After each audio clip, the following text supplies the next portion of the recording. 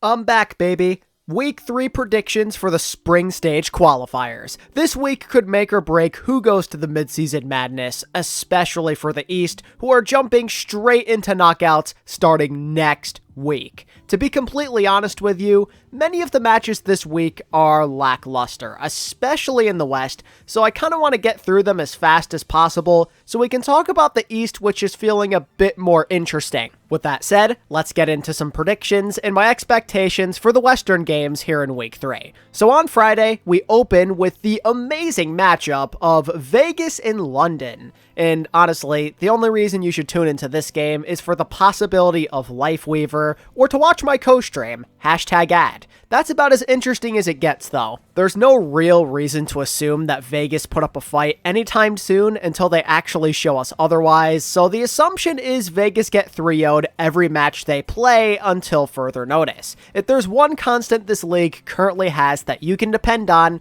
it's Vegas being bad. Like really, really bad. Next is Florida Mayhem versus LA Valiant. Yes, that's right. We get the pleasure of watching the Valiant and Eteranl get smacked back to back. Woohoo! Mayhem obviously need this one a lot to keep pace for a guaranteed spot in the midseason madness, so a 3-0 here is something they will not blunder. Valiant will not get a map like they did against NYXL, as Florida are just way stronger and they'll make this quick and painless. A majority of Friday is going to be short, and it's going to be boring, but there is one potential saving grace. The third matchup of the night is the Atlanta Reign versus the Houston Outlaws, in what could decide the early season best in the West. It's a battle between two powerhouses, and it's definitely the Western Conference's game of the week. Atlanta Reign obviously look pretty terrifying early on, but you cannot underestimate the power of the Outlaws either. It's two teams of similar skill levels with the exact same situation going on where they haven't actually been pushed in the regular season yet, so it'll be interesting to see how the two of them respond if this ends up being a close game. But if you ask anybody out there, as interesting as this game sounds, they'll likely tell you that the Atlanta Reign are the clear favorites because of the meta. It seems like right now at least, there's more of a preference being placed on the rush comps and diva compositions with Sombra. And all those things happen to heavily favor the Atlanta Reign. Lip in particular is such a disruption on a specialty hero, and the follow-up from Stalker is so good, and the Outlaws just might not be able to match that consistently. The Reign are so oppressive when Lip is out there farming EMPs like nobody's business, and it's for that reason, plus maybe them feeling a bit more comfortable with off-tank compositions, that I'm picking the Atlanta Reign. I'm sticking to my belief that the Outlaws can match up and make this a series, just because they have the talent to keep pace, and it's hard to see them going down without a fight, but maybe that's just copium. Because Atlanta could end up winning this game a lot more easily than people think if meta proves to be a huge difference maker, as they're really hard to stop when Lip is on the Sombra. It's not just a Houston thing.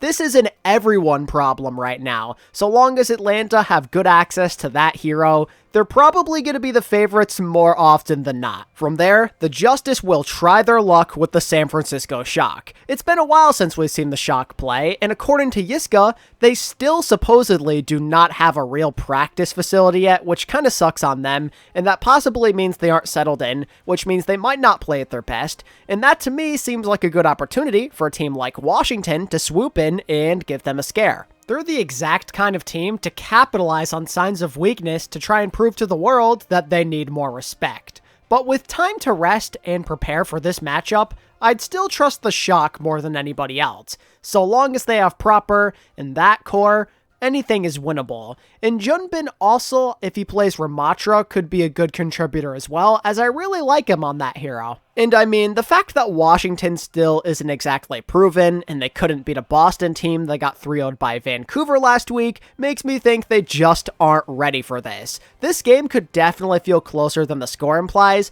but the Shock likely keep this from getting too out of control, as they're the more trustworthy team. Next is Vegas versus New York. NYXL are hella inconsistent and are quite susceptible to dropping maps and games for that matter, but it's Vegas. Even New York can win a game like this with relative ease, especially after showing a good fight against Toronto last week. And like I said before, the answer to all Vegas games for the time being will be a big fat 3-0. The result is pretty obvious, so let's keep it rolling with Valiant versus Reign, and this is obviously another very decisive 3-0. Unless the Valiant are playing like Vegas or New York, they're going to get swept pretty easily most of the time. The idea of taking maps is possible from time to time, but obviously not against the Reign. It's two completely different stratospheres that we're looking at here, and overall this just feels like a really brutal week for the Valiant, and I can't help but feel bad for them as they're about to get spanked by two of the best teams 2 days in a row. And moving on to Sunday, London versus Florida is up first. We've seen very little of the Spitfire so far,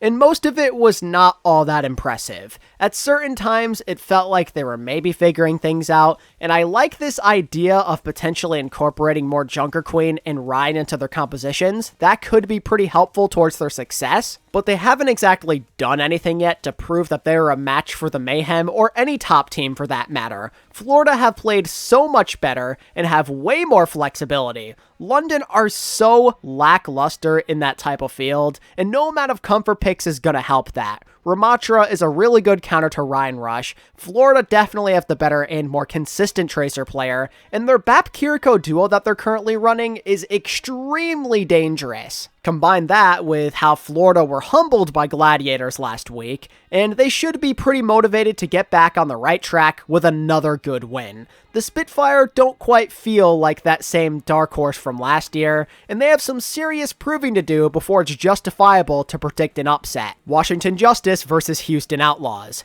Again, kind of one of those reaching for the stars kind of matches. Outlaws are basically in a different tier right now, and are a bit more versatile for what the meta calls for, and you have to think that Houston possess a good advantage at support, as Shu is basically a better version of what Taro does, and their support line overall can fill more needs. And with no real impressive feats under their belts yet, you'd have to assume that the Justice are not trustworthy and are maybe a bit overmatched. And finally, San Francisco versus New York. Another straightforward 3-0 for the better team. The Shock don't need much of anything to beat the NYXL. They're going to succeed where Toronto nearly failed. They'll make use of their superior synergy, and more importantly, I think that Proper and Heesang will keep Fitz and Psycho in check and not allow them to keep their team in the game. They simply will have more space to operate, and they'll have more organization, and they'll do a better job of punishing in ways that Toronto were unable to, so it should be a 3-0 for the Shock all day because of how much more consistent they are. That does it for the West. It's pretty straightforward, so let's move into the East where things could be a lot more confusing.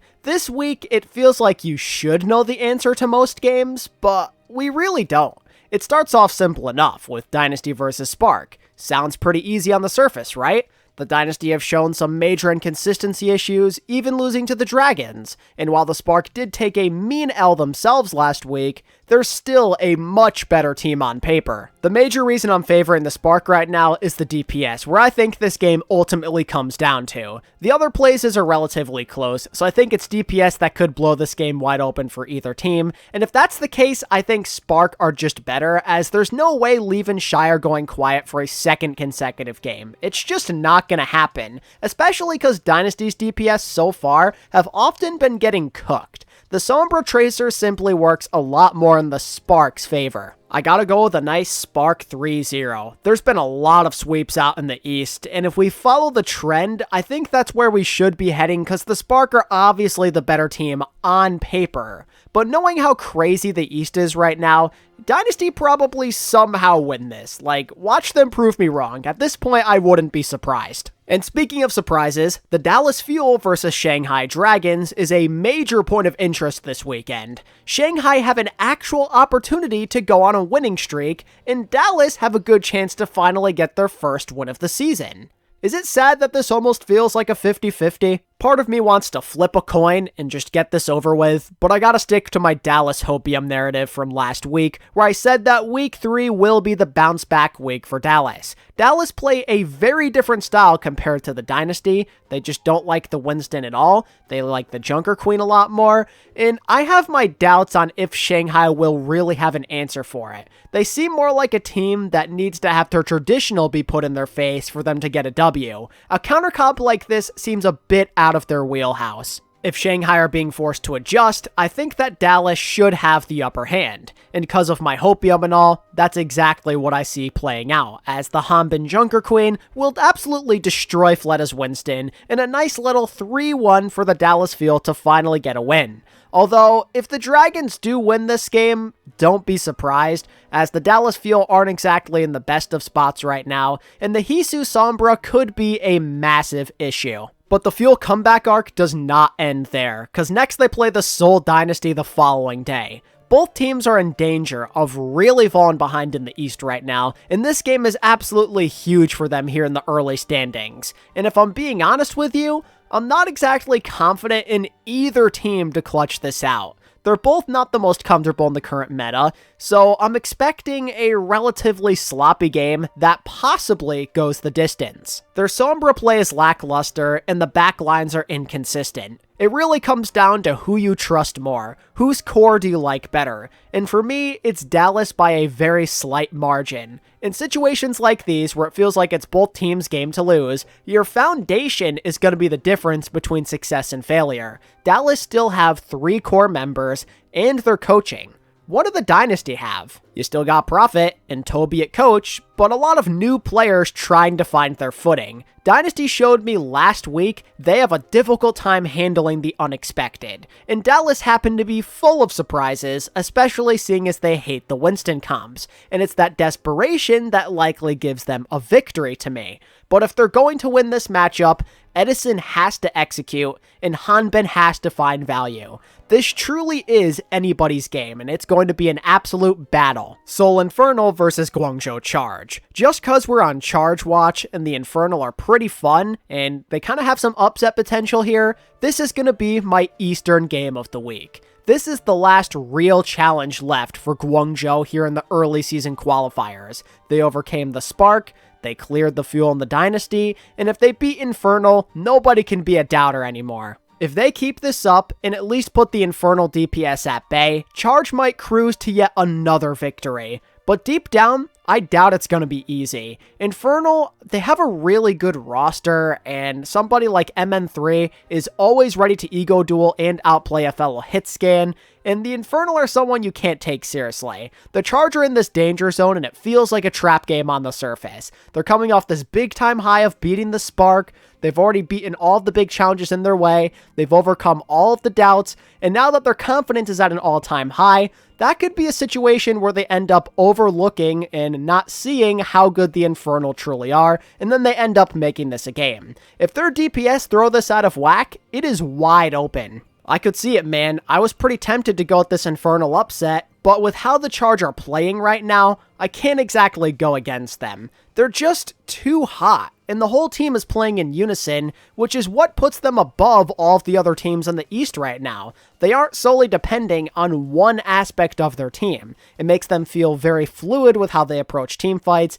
and this meta happens to suit them well. I feel like Infernal at least take a map, but for me, that's as far as it goes. But on Sunday, Infernal get another shot, this time against the Hangzhou Spark. Like I said earlier, the Spark showed last week they aren't invincible. If all the main Infernal contributors come to play, there is a real chance that they could pull off another upset this week. In some areas, you could argue that the Infernal will definitely be stronger. If the map rotation has decent rush maps in it, I think that's going to benefit the play of Infernal's DPS and mag. And for those non-rush situations, if the Infernal can make the pace go quicker, I think they'll have the advantage, as the Spark prefer to take less team fights. They approach their fights a lot slower. But knowing the Spark and who they have and the fact that they're just a better team on paper, they should be able to keep this pace from not getting too out of hand. Gushui has a very smart approach on the Winston, he's good at not going too fast, Shai takes a very methodical approach on the hit scan, and when he's feeling it, he's going to do well in that role. So I feel like Spark should keep that tempo where they need it, but my gut is still telling me that this is going to be a map 5 scenario. I kind of like this match for Infernal. This feels like a trap game, just like with their Charge matchup. All it really takes is a big day from their DPS, or making that tempo go quick enough, and suddenly we have an upset on our hands. Watch this one very carefully, as I could really see Infernal pulling it off. And lastly, Guangzhou Charge versus Shanghai Dragons will wrap up Sunday in the Eastern region, and this is probably the easiest game of the week. The Charge have played astronomically better than Shanghai, and they have way more momentum, so much more confidence, and their backline is noticeably more consistent, and if the Charge DPS can play like how they have, then it's a wrap. And I'd like to add that it's nearly impossible to consistently depend on the Dragons to find success in their current situation, so I'd assume this will be yet another 3-0 added to Guangzhou's collection. Because it is the East after all, I'd say that anything is possible. If this ends up being a jinx, then I guess you know who to blame. But yeah, that's where my mental is at with the East, and those are my predictions for the week. Between Atlanta versus Houston and the chaos of the East, this should be a lot of fun, and I'm looking forward to the games. Let me know your preds for the matches and your thoughts about Week 3 in the comments below, and I'd appreciate it a lot if you could give this video a thumbs up and subscribe to my channel if you enjoyed the video. Thank you all so much for watching, I appreciate it a lot, and until next time, this is ATP, signing out. Peace.